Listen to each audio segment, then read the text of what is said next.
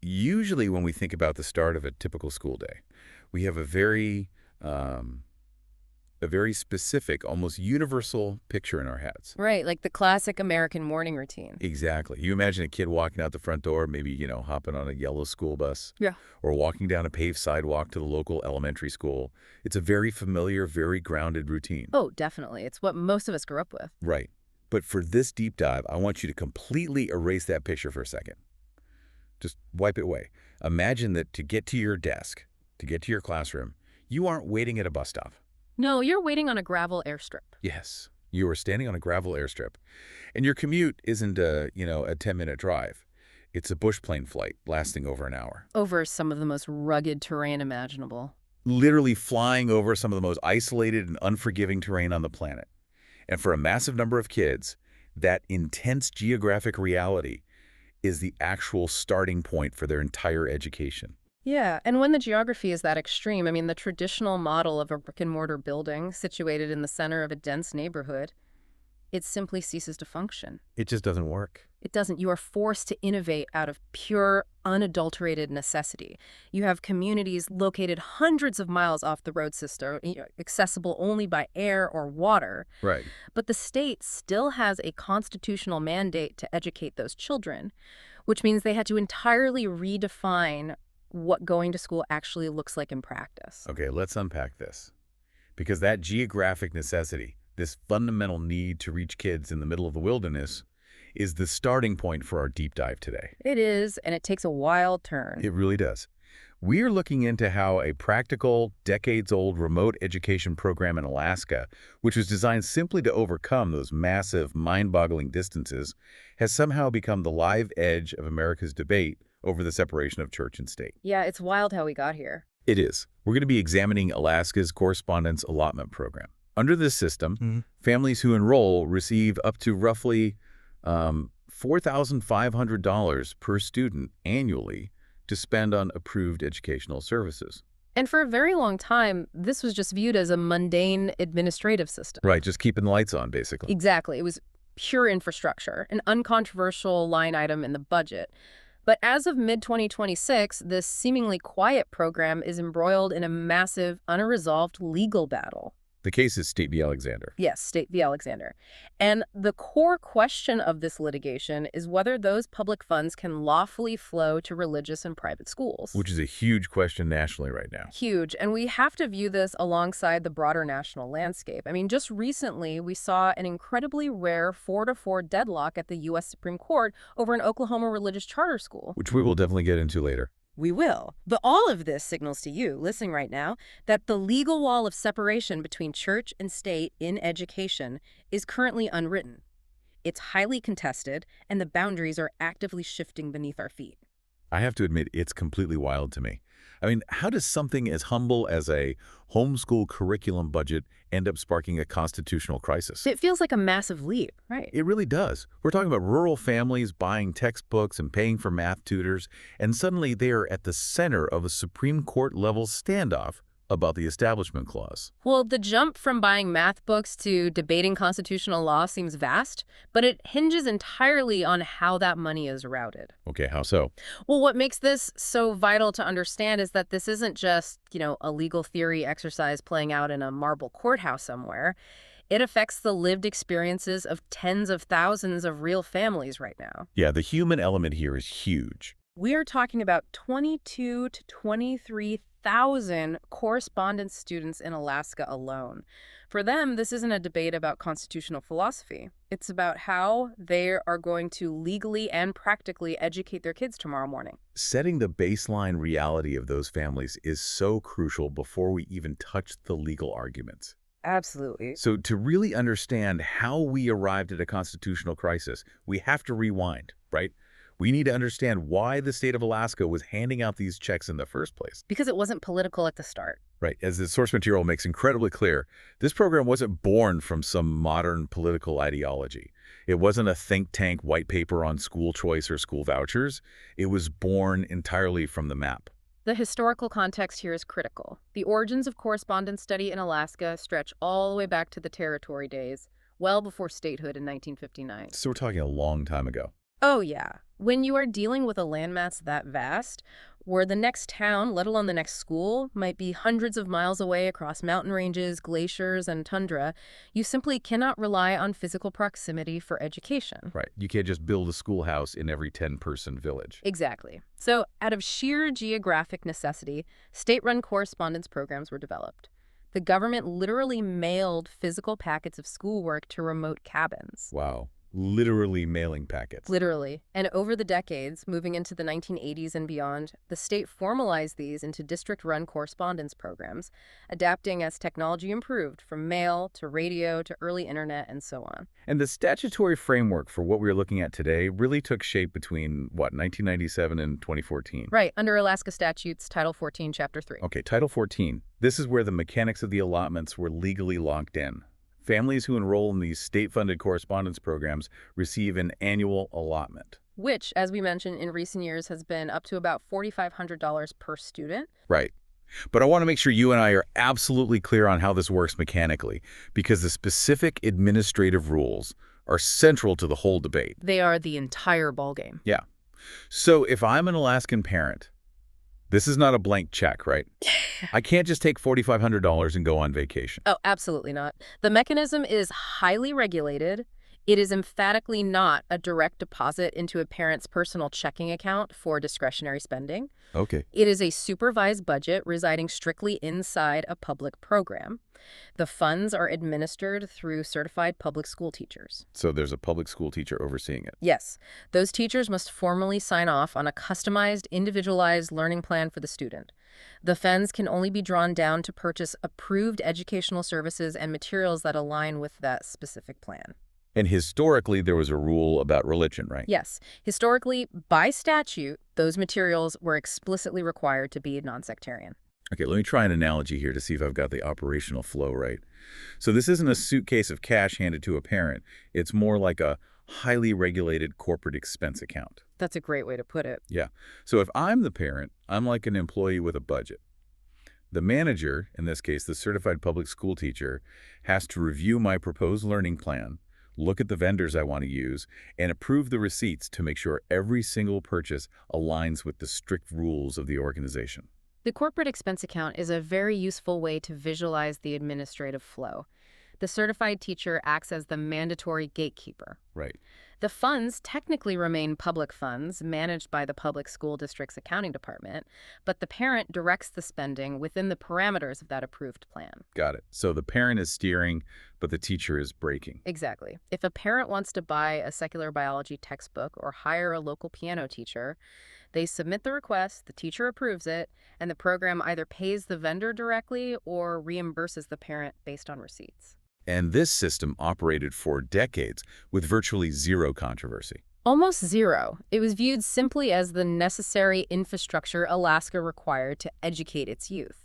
And let's talk about those youth and their families for a second. We are talking about roughly 22,000 to 23,000 students. Who are these people? Well, looking at the source material, it paints a very specific, very grounded picture. Right, because these aren't like political activists trying to make a point about the First Amendment. Not at all. The demographic profile of these correspondence families is largely composed of ordinary citizens making practical, highly localized decisions for their households. What kind of decisions? Well, a significant portion are rural families living off the road system where a physical school simply isn't an option. That makes sense. Then you have a large contingent of parents of children with particular special needs, medical, behavioral, or learning disabilities that certainly aren't being adequately met in a traditional classroom setting. So the parents take over to provide a tailored environment. Oh, I see. So it's a lifeline for them. A total lifeline. And finally, you have folks who simply prefer to direct their own children's learning, utilizing the flexibility that distance education provides. Right. They have built their entire academic year, their work schedules, and their family routines around this established program. So they are making lawful choices based on the specific rules the state handed them. They didn't invent the allotment system. They're just participating in it. Which is why the lived experience must be kept in focus. Whatever the ultimate legal outcome of this constitutional debate turns out to be, the human stakes rest with sincere, ordinary people. They aren't villains in this story. No, they are not acting maliciously. They are constituents utilizing a public infrastructure that was built specifically for their benefit. They are caught in the crossfire of a much larger legal evolution. Okay, so if this program was uncontroversial infrastructure for decades, an expense account managed by teachers for families in the wilderness, what actually changed? That's the big question. Because the text of the statute didn't suddenly alter overnight. The laws written in the late 90s and early 2000s were still on the books. But somehow, it became the center of a legal firestorm. The catalyst was not a legislative amendment to the law itself, but rather a profound shift in how the existing law was interpreted and utilized by the executive branch. Okay, an administrative shift. Yes. This brings us to a major administrative turning point, starting around 2018, coinciding with the election of Governor Mike Dunleavy. And Governor Dunleavy brings a very specific background to the governor's mansion that plays heavily into this, doesn't he? He isn't just a career politician. No, he was an educator himself. Governor Dunleavy has a deep background in Alaskan education. He's a former teacher, a former school district superintendent, and has long been a very outspoken advocate for school choice and maximizing parental rights in education. Okay, so he comes in with a clear philosophy. Exactly. And under his administration's oversight of the Department of Education, we began to see a noticeable shift in practice at the district level. What kind of shift? Well, several state-licensed correspondence programs, the entities managing those expense accounts, began allowing families to spend their allotments on classes and eventually even tuition at private and explicitly religious schools. Wait, I'm stuck on something here. Yeah. If the statute historically said funds had to be non-sectarian, how does a parent suddenly use public money to pay for a Catholic school math class? Or a science class at a private Christian academy? Right, it seems contradictory. It feels like exactly what critics would call a massive glaring loophole. Did the state view this as a loophole they were exploiting, or just the system working as it was originally intended? To understand how this friction point evolved, we have to look at the timeline. For several years, this shift in practice was happening quietly, organically at the local district level. Under the radar, basically. Yes, mostly under the radar. But in June 2022, the Alaska Beacon published an in-depth investigative report that exposed this practice to the broader public. Oh, wow. So they broke the story. They did. And what the investigation revealed was a profound level of institutional confusion. Even the state education department itself wasn't entirely sure if the correspondence law actually allowed public funds to be spent this way. Wait, really? The state didn't even know. They weren't sure. The practice of buying private religious classes was actively happening, but the legal footing beneath it was suddenly being questioned out in the open. So the state's own education department is essentially scratching its head, realizing they have a massive compliance question on their hands. Exactly. It forced their hand. That leads to July 2022, when the state tries to get some official legal clarity. Deputy Attorney General Corey Mills steps in and issues an official opinion. A very carefully worded opinion. Yeah, what did she actually conclude? Because looking at the sources, it sounds like she tried to thread an incredibly tiny legal needle. The Mills opinion is a fascinating piece of legal navigation. She concluded that limited spending at a private school, for example, taking a single specialized class or two, like an advanced physics class or a foreign language, did not offend the Alaska Constitution, even if that private school was religious. Okay, so a class or two is fine. Right. However, she drew a hard line, cautioning that these public allotments could not be used to fund the bulk of a private school's full-time tuition. I see. So she effectively gave an official executive blessing to a partial, piecemeal use of the funds at private and religious institutions while trying to prohibit wholesale public funding of private tuition. But almost immediately, the concept of this backdoor funding gets made incredibly concrete. Yeah. And the most striking part is that it comes from inside the administration itself, right? Yes. The narrative takes a very public turn with a woman named Jody Taylor. She is the spouse of Alaska's Attorney General, Treg Taylor. Wow, okay. The Attorney General's spouse. In 2022, shortly after these debates were becoming public, she wrote openly about her own family's plans to use correspondence allotments toward private school tuition for her children. Which is exactly what people were arguing about. Exactly. But she went a step further than just mentioning her personal plans. She actually published instructions laying out the logistical steps for how other parents could do the exact same thing. Let's walk through the actual logistics of her guide, because it really highlights the mechanics of this whole thing. Sure. The method she laid out was basically, step one, formally co-enroll your child in a public correspondence program. Step 2, in reality, send your child to a private or religious school for their daily education. Right. Step 3, use the public allotment money, that $4,500, to pay the private school, thereby significantly defraying the cost of the private tuition. Yes, you are essentially overlapping the two systems. Overlapping them, that is wild. That is the exact logistical pathway she outlined. Now, it is critical to note here that Attorney General Treg Taylor properly recused himself from official duties regarding this specific matter, given his spouse's very public involvement. Right, you'd have to. You'd absolutely have to. But Jody Taylor's published instructions provided the clearest, most undeniable illustration of what critics were calling the indirect pathway, or, more pejoratively, a backdoor to school vouchers. Okay, we really need to unpack this indirect pathway concept because this is the beating heart of the entire national debate over school funding. How does the indirect pathway actually function legally? So, the theory of the indirect pathway argues that the public money is not going directly from the state treasury to the religious school's bank account. Good. Instead, the money goes from the state to the parent via that supervised allotment account we discussed earlier. Then, the parent, exercising their own independent private choice, decides to spend it at the religious school. Ah, I see. The parent is the circuit breaker. Exactly. To supporters of the program, this was the system working perfectly. It was the ultimate empowerment of parent choice. Right. In their view, the state is funding the child's education, and if the parent decides the best math class available is at the local Catholic school, the state is simply facilitating the parent's choice, not establishing a religion. But to critics, this was a complete subversion of the public education system. Total subversion in their eyes. They looked at the indirect pathway and said, it doesn't matter how many hands the check passes through.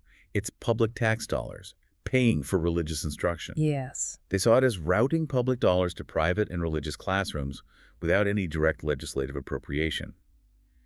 It was an administrative workaround to create a voucher program that the legislature never officially passed. The friction over this mechanism was intense.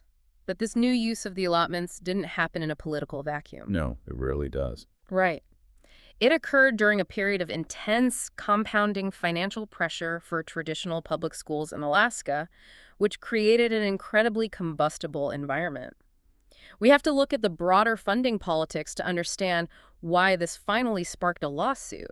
Right, because while we are talking about $4,500 here and there for individual homeschool families, there are massive statewide budget battles happening at the exact same time over the traditional brick-and-mortar schools. Huge battles. During the Dunleavy administration, the legislature and the governor were locked in intense fights largely centered around something called the base student allocation, commonly referred to as the BSA. Let's define the BSA for a second. How does that actually work? Because base student allocation sounds like, bureaucratic jargon, but it's really the lifeblood of the school district. It absolutely is the lifeblood. Yeah. The base student allocation is the foundational per-pupil funding formula the state uses to distribute money to traditional public school districts. So it's literally a dollar amount attached to each kid. Yes, it is a set dollar amount per student. The critical issue during this period was inflation. Right. As the cost of heating schools, paying teachers, and maintaining buses skyrocketed due to inflation, the BSA remained relatively flat. Ouch. Yeah, and when the BSA doesn't increase with inflation, traditional schools effectively experience massive budget cuts. They have to lay off teachers, increase class sizes, or cut programs. Just to keep the heat on. Exactly, especially in rural Alaska, where heating oil is insanely expensive. And during this specific era, there were intense political battles over increasing the BSA, including high-profile gubernatorial vetoes of education spending passed by the legislature. Okay, so let's steelman the separationist critique here. Okay, let's do it. If you are a critic of this new correspondence allotment usage, maybe you're a public school teacher or a parent of a kid in a traditional brick-and-mortar school, Yeah. you are drawing a thick, straight line between these two phenomena. You are arguing that traditional public school budgets are being actively starved by inflation and vetoes, while at the exact same time, millions of public allotment dollars are rapidly expanding and flowing through this back door into private classrooms. Yes. To them, it is a zero-sum game of priorities. Every single dollar flowing to a private school math class is a dollar intentionally withheld from the local public high school. That is the precise formulation of the separationist view. They see a direct, intentional, causal relationship between the financial struggles of the traditional public system and the administrative expansion of the correspondence allotments into the private sphere. They see it as an attack. They view it as a coordinated defunding of public education. But to maintain a balanced view, we must also fully steelman the supporters' rebuttal. Right. Proponents of the allotments reject that zero-sum linkage entirely. How do they justify rejecting it, though? I mean, when you look at the state ledger, all the money comes out of the same general fund, right? So how can they argue it's not connected? Well, supporters argue that correspondence allotments are a relatively small, long-standing line item in a multi-billion-dollar state budget. To them, these are two completely separate conversations. Not as separate buckets. Exactly. First, they argue parents have a fundamental overriding right to direct their children's education, and the state has a duty to support that right, regardless of broader budget fights. Okay. Second, they argue that the macro battles over the base student allocation are driven by massive state revenue issues, like the price of oil, which funds much of Alaska's government. Oh, right. Oil is huge there. Exactly. Oil prices, shifting statewide demographics, and overall economic conditions, not by a few thousand homeschoolers buying curriculum. It sounds like one side sees a single pie being sliced unfairly, while the other side sees two completely separate bakeries that have nothing to do with each other. That's a perfect way to phrase it. So how do we objectively look at this as observers? Which side is right about the money? As objective analysts of the source material, we have to state clearly that while both political readings are defensible, the factual economic record does not definitively establish a one-to-one causal link between the two funding streams. Okay, so no smoking gun tying them together. Right. We cannot objectively say that the correspondence allotments directly drain the traditional school's BSA funding. However, the optics and the juxtaposition of these two things happening simultaneously, traditional school funding stagnating on one hand and public money newly flowing to private tuition on the other, is precisely what made the issue so politically explosive. The optics alone were enough. Yes, it provided the emotional and political fuel for what came next. Right. With traditional school budgets effectively shrinking and public money concurrently finding its way into private tuition, the political temperature in Juneau hit a boiling point. Someone was going to sue. It was inevitable. It was just a matter of who and when. And that brings us to what we can only call the whiplash year, the saga of State v. Alexander, spanning 2023 and 2024. So in January 2023, the Alexander lawsuit was officially filed. The plaintiffs bringing the suit were public school parents, teachers, and allied educational groups. The separationists. Yes. Their legal argument was straightforward but devastating. They claimed the allotment statutes unconstitutionally route public funds to private and religious institutions, violating the state constitution. But almost immediately, you have the other side of the courtroom forming. Right. The homeschool families formally intervened in the lawsuit to defend the program. They had to. Their livelihoods were at stake. Yeah, they weren't politicians. They were families absolutely terrified of losing this educational lifeline that they had relied on for years, sometimes decades. Exactly. So you end up with two highly sympathetic constituencies pitted directly against each other in court. You have public school advocates fighting for the integrity and survival of their community schools, and rural, off-the-grid homeschool families fighting for the survival of their customized, flexible education. It is a profound, tragic clash of sincere interests. And this legal tension culminated in a thunderclap ruling on April 12, 2024. The lower court ruling. Yes. Anchorage Superior Court Judge Adolph Zeman issued his decision. And he didn't just trim the edges of the program. He struck down the allotment statutes in their entirety. In their entirety. Yes. That is a massive swing from the bench. He essentially took an axe to the root of the entire correspondence program.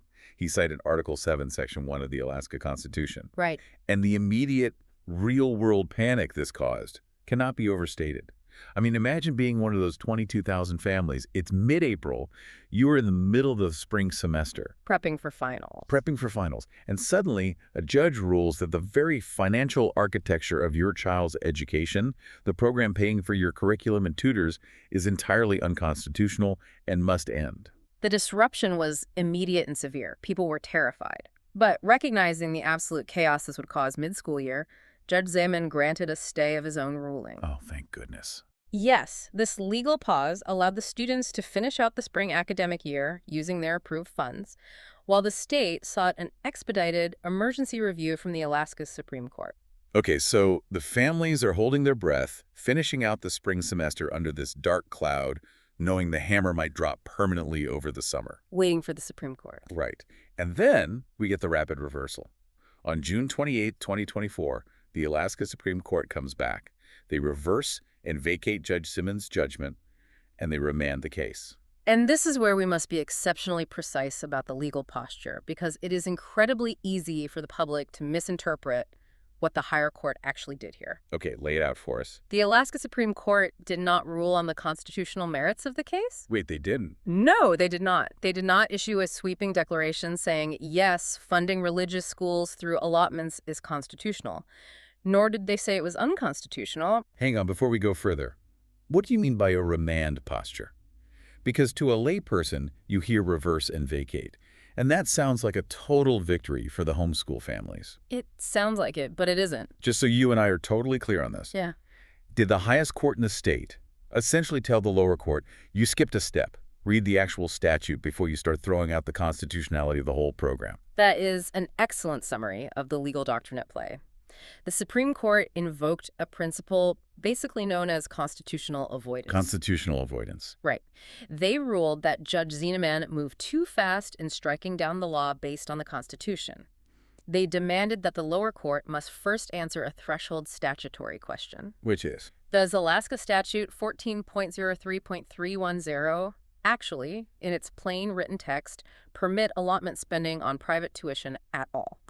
Going back to the actual text of the law. Exactly. Before a judge decides if a specific practice violates the Constitution, they must first determine if the written law even authorizes the practice in the first place. That makes total sense. If the statute itself doesn't allow spending on private tuition, then the constitutional question is entirely moot. Furthermore, the Supreme Court ordered that the proper parties, specifically the local school districts managing the money, needed to be formally joined to the lawsuit. Right. A remand simply means they kicked the case back down to the lower court with instructions to do it over, following these steps. So where does that leave these 22,000 families right now? We are sitting here in mid-2026. What is the status of the money? Can they buy their textbooks this fall? As of mid-2026, the case remains entirely unresolved, sitting in that remand posture in the lower courts. So the money is still flowing? Yes. Because the lower court's ruling was vacated, the correspondence allotments are continuing to flow pending further legal proceedings. It is absolutely crucial for anyone following this story to understand that the program was neither finally upheld, nor was it finally struck down. Wow. It exists in a state of perfect, anxiety-inducing legal limbo. Here's where it gets really interesting, though. Even though the Alaska Supreme Court hit the pause button on a procedural technicality, that central looming constitutional question hasn't evaporated. Oh, not at all. It's the elephant in the room. It is still hanging over the entire state, and honestly the entire country. And it all hinges on one very specific phrase in the Alaska Constitution. That phrase is found in Article 7, Section 1 of the state constitution. Right. It states explicitly that no public money shall be paid for the direct benefit of any religious or other private educational institution. Direct benefit. Yes, the entire constitutional crucible rests on the interpretation of those two words, direct benefit. Okay, let's break that phrase down from both sides because it's fascinating. For the separationists, the people who filed the Alexander lawsuit, how do they interpret direct benefit? Well, Because to a layperson, if the state treasury cuts a check and the final destination of that money is a religious school's bank account, that feels pretty undeniably direct. that is the core of the separationist legal argument. They argue that if state-appropriated funds end up paying tuition at a religious institution, that constitutes a direct public benefit to that institution, regardless of the circuitous, bureaucratic route the money took to get there. It's about the final destination. Exactly. They also point out a crucial historical fact. Alaska's state constitution, which was ratified in 1956, has arguably much stronger and more explicit anti-sectarian funding language than the federal First Amendment's Establishment Clause. Oh, interesting. Yeah, it was written by a constitutional convention that was explicitly, intentionally wary of sectarian funding. So to them, the indirect pathway of moving the money through the parents' approval is just a legal shell game. It's laundering the money. That's their view. But the supporters of the program have a very robust legal defense. And it isn't just based on a different reading of state law, is it? They are bringing the absolute heavy artillery from the U.S. Supreme Court into this local fight. They absolutely are. They are relying on a monumental shift in federal jurisprudence. The defense grounds its argument deeply in the U.S. Supreme Court's recent free exercise trilogy. The trilogy. Right. These are three landmark cases that have fundamentally reshaped this area of law. Trinity Lutheran in 2017, Espinoza v. Montana in 2020, and Carson v. Macon in 2022. We really need to explain the mechanics of those cases because they totally flip the traditional understanding of church and state on its head. Let's start with the principle they established. What exactly did the Supreme Court change? To understand the shift, we have to look at what those cases actually did.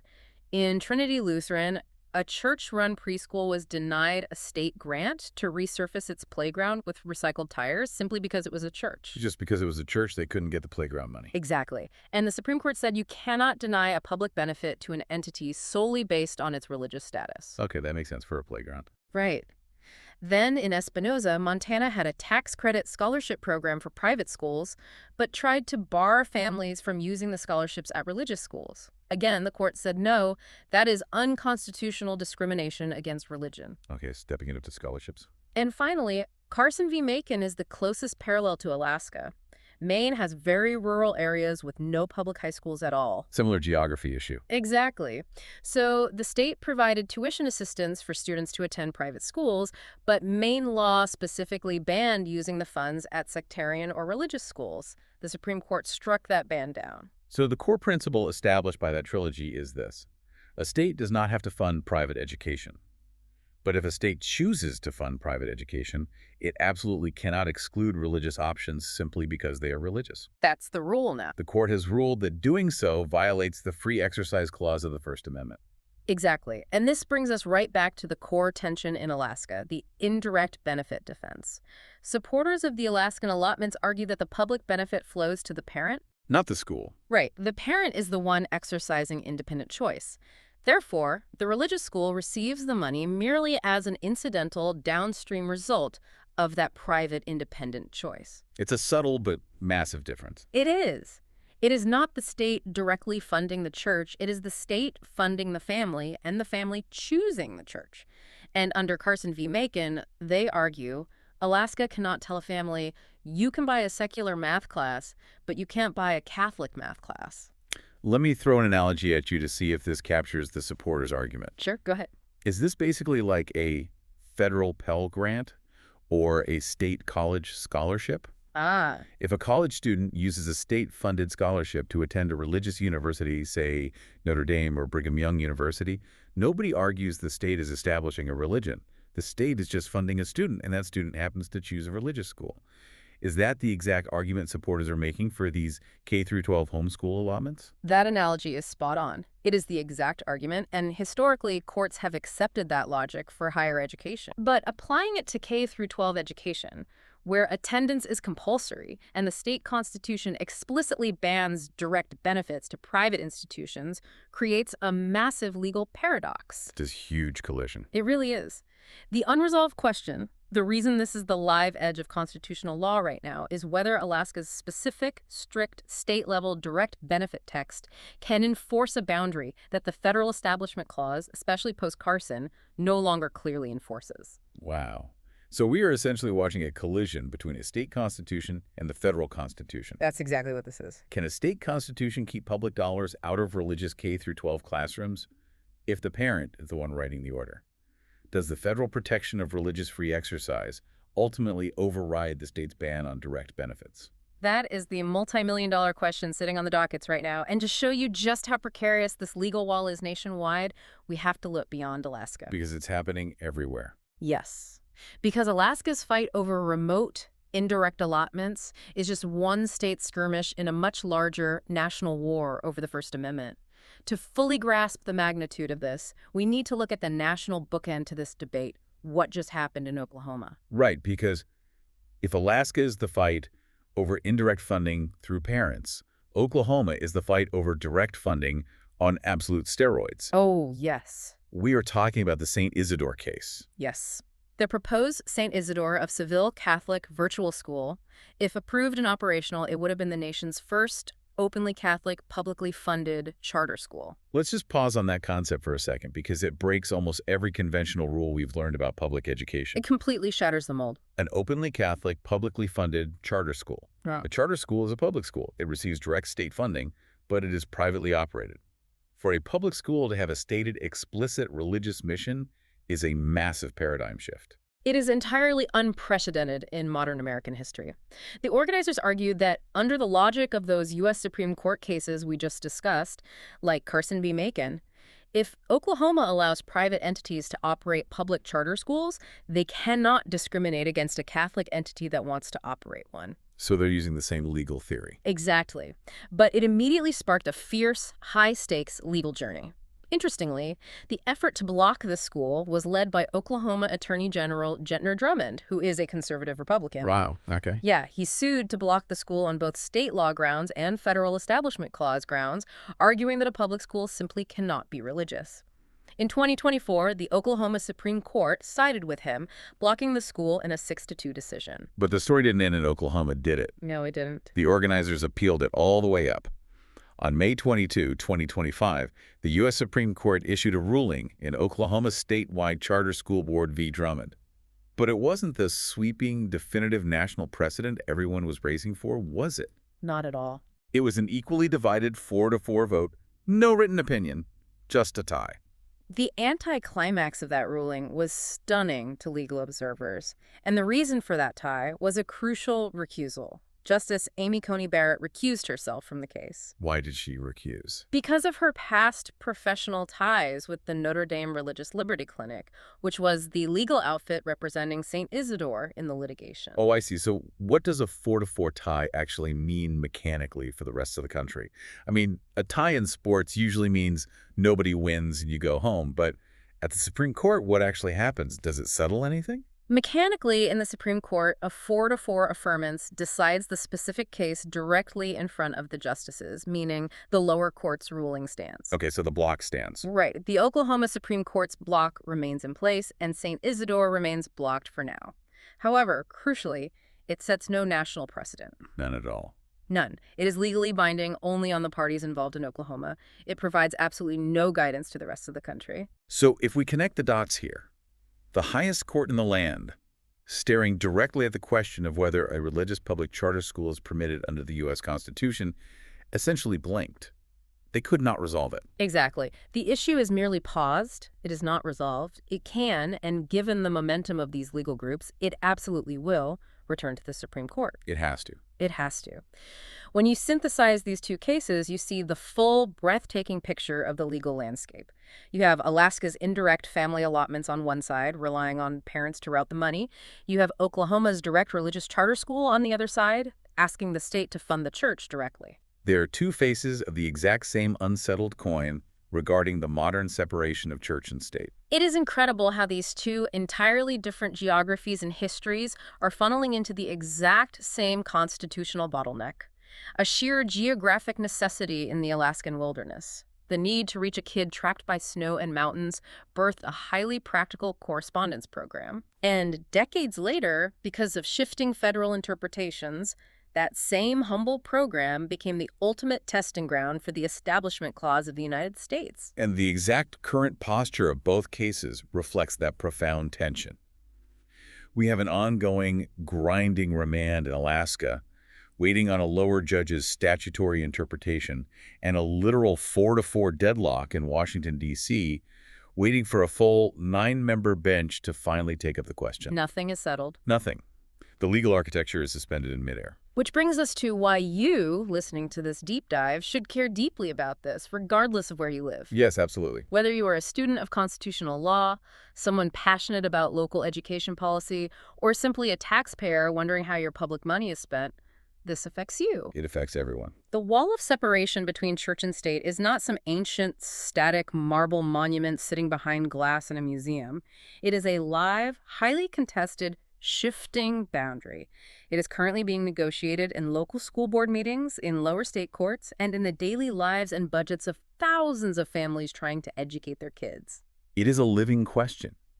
And it requires us to constantly, rigorously evaluate not just the text of the law, but the reality of how education is delivered today compared to when these state constitutions were written in the 19th and 20th centuries. Very well said. Which leads me to a final thought I want you to mull over as we wrap up today.